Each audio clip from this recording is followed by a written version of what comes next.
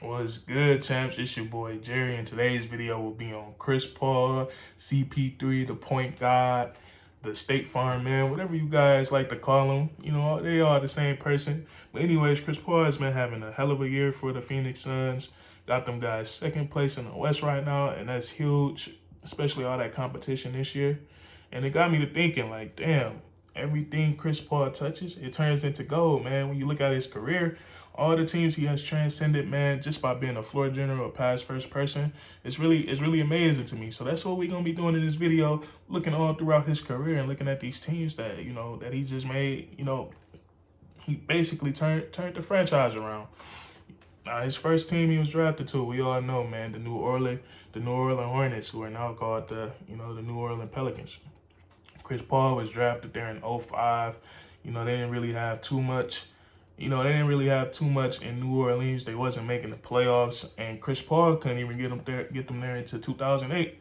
So he got them there in 2008, and he's taking players like Jahlil Okafor, Tyson Chandler, David West. Now these guys are solid, outstanding role players. Even Emeka Okafor, that guy, he was decent. But David West and Tyson Chandler, those shouldn't be the second, third best players around Chris Paul. It takes more than that. But Chris Paul was able to get, and even David West. David West was a walk-in double-double. I think he made about 2 All-Star games, but he's more of a role player. We're gonna be honest. And Chris Paul was able to get these guys to the playoffs, and he was getting these guys in the playoffs in the era that had the Dallas Mavericks with Dirk Nowitzki, Jason Terry, those guys. You had Kobe and Powell that year, in 2008, and then you had the Spurs, man, and then you had Melo Nuggets. So, he had a lot of competition, and to get them guys to the playoffs, I think that was, especially what they was before he got there, that's a huge, huge accomplishment for CP3. And he just did it there by being a floor general, pass first, and then he could score, man. We all know if Chris Paul came up in today's era, man, I feel like he could average 25 points a game. The game was just different back then. It wasn't too many point guards scoring like that.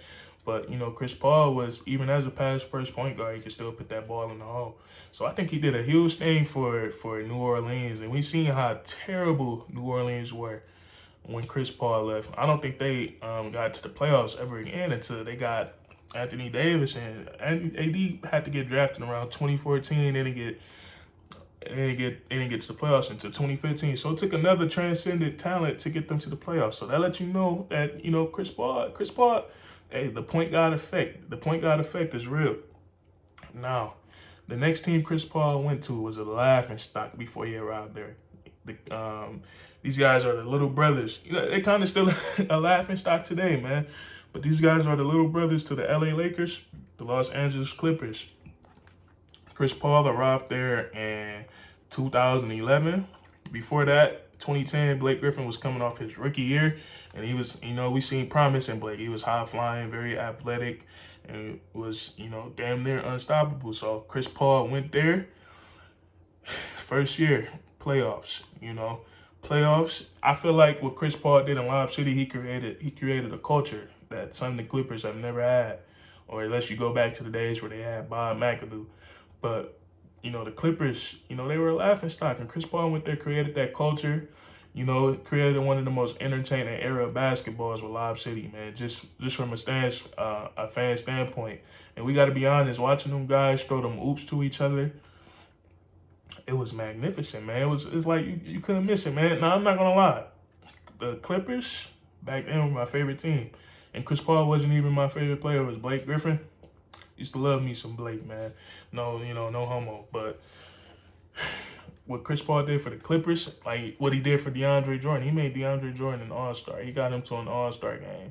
So from 2012 to around 2015, 2016, Chris Paul had the LA Clippers as contenders, man. He had them as contenders. Now, they are a disappointing story, man. They could have got to the finals a couple of times, but some unfortunate things happened, man. The things with Donald Sterling that, we're not really going to get into that. We know how deep and how sickening that was. And then, injuries.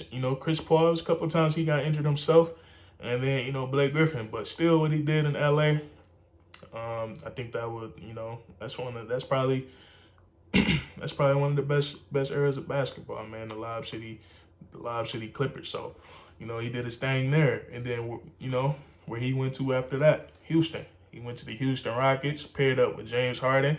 Now, before Chris Paul went to the Houston Rockets, the Rockets were, they were making the playoffs. They were making the playoffs, but they weren't like, oh yeah, I'm picking the Rockets. I'm gonna pick the Rockets to come out the West. And we all know what happened to Rockets, every year before CP came. James Harden would have to put up crazy numbers throughout the regular season, and then, about time playoff time come is just too much. So when Chris Paul came there and what he did for the Rockets, he took some of that pressure off Chris Paul. And not only that, they added a dog of a defender to their team. Now, I believe that was 2017. Chris Paul, he's giving it to the Golden State Warriors with Kevin Durant and Klay Thompson and Steph and Draymond. He's giving it to Steph Curry all series long. And, the Rockets were legitimately looking like the better team. And then Chris Paul, he just couldn't stay healthy that series. But my point is, it's just like the way he impacted the Houston Rockets. Not only did they added another ball handler, another playmaker for that team. He added defense, and we seen that Houston Rockets, that 2017 season, the one with Chris Paul, that was probably that best Rockets team in the Harden era. That probably was the best one. I feel like that team with CP, Westbrook, and Clint Capella looked better than the one with Westbrook, Harden, and PJ Tucker at the 5. I feel like Chris Paul pushing the Warriors to the brink like that, and just making the Rockets look like the favorites. I feel like that proved a lot. So, I feel like he made a big impact on the Rockets. A huge impact, made them title contenders, and injuries, made them fall short. And then, this team right here, the biggest team that he made, I think he had the biggest impact on, was the Oklahoma City Thunder. The Houston Rockets did him dirty, man. James Harden said he don't want him here no more, so they sent him to the, not a terrible place, but like it's a terrible place for Chris Paul, because he's an older NBA all-time great on the back end of his career. You send him to OKC with a bunch of young guys. But what he did in OKC, man, to drag those young guys to the playoffs and drag the drag the Houston Rockets, the team that got rid of him, take them to a Game 7. Now, when you look at that OKC roster, you have Shai Gilgeous-Alexander, a young up-and-coming player in this league, is still establishing himself. Dennis Schroeder, Steven Adams, Chris Paul, and Danilo Gallinari. In the Western Conference, you do not think playoffs. And even like Vegas, ESPN had these guys to win like 20 games, something like that. They weren't even supposed to be nowhere near playoff contention. But Chris Paul got them guys to a 6 seed. A 6 seed in the Western Conference. Now, that is just ridiculous, man. And what did he do it off of? Putting the young players in their right spots, picking apart other teams, and just high basketball IQ, man. His IQ, the only person who can match his IQ is LeBron James, man. I'm not even sure LeBron James, his IQ is on the same level as CP3's. So what he did in OKC, that was a goddamn masterpiece. And if he would have hit a game winner, because that Game 7 came down to the last shot, if he would have had a game winner against them boys, that would have been crazy. And then we come to the team that he's on now, man, the Phoenix Suns. The Phoenix Suns were, they went 8-0, 9-0 in the bubble last year, but they still finished like 12th, 11th seed in the West. And now they added Chris Paul to the mix with that group of young guys, and where they sitting at now. They second place in the West, just behind the Utah Jazz, who's having a crazy season. But look, man, what's the one thing all these teams have in common, man?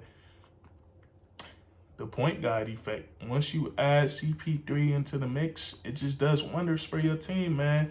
And you can't tell me that it's just straight coincidence that the Phoenix Suns go from 12th seed to the 2nd seed. No, it's Chris Paul. Chris Paul should be in MVP contention. And if he wasn't, you know, just because you look at his season last year, what he did for OKC, that team was written off by everybody. He got them to 6th place. So what he's doing in Phoenix right now is amazing. I think he's really helping Devin Booker. Devin Booker's, we see him becoming a better playmaker, learning how to, pick his spots better. And, not only that, but set up his teammates. Because this is a guy who faces, he faces double team a lot. We seen him complaining about it. Now he got Chris Paul in his corner who telling him like, hey man, it's not like, it's not bad. It's not bad to pass. It's not bad to pass because Chris Paul has been, floor general his whole life and it's been successful. And every team Chris Paul goes to is just, it's a success. You can't tell me one time a Chris Paul experiment has went wrong. I know he doesn't have a ring, but if we're going to be honest, it's been a lot of misfortune and things that's happened to him. Like, in LA with the injuries and Donald Sterling. And then in Houston, the injuries probably stopped him from getting a ring that year. And then now they have a legitimate shot to come out the West, man. So we're going to see what's going to happen. And if you enjoyed this video, give it a like, comment down below, man, whether you disagree or agree. And subscribe for more great weekly content, man. And that's curtains.